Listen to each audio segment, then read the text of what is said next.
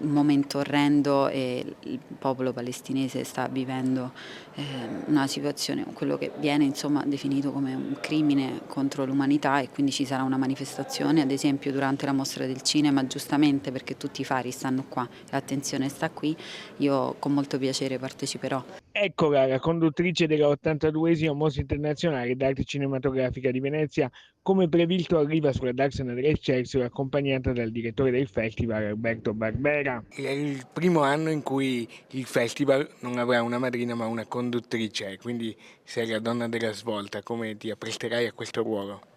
Beh, aspettiamo domani per dire se sono la donna della svolta, però sono ovviamente emozionata, molto agitata anche, e credo che questo cambio di termine, diciamo, sia stato solo per aggiornare ehm, a un termine più fedele rispetto al lavoro che si chiedeva anche alle mie colleghe che hanno ricoperto il ruolo di madrina o i colleghi che hanno ricoperto quello dei padrini. E allora cosa cercherai, qual è il tuo messaggio per la serata di domani? Cercherò di restare abbastanza aderente a me stessa e usare dei toni miei soliti, insomma un po' uno sguardo ironico su alcune cose, adesso mi fa pure impressione dirmelo da sola, e per quanto riguarda il cinema parlerò di quello che il cinema può smuovere nelle persone. È un festival che arriva in un tempo non facile, le guerre, la Palestina.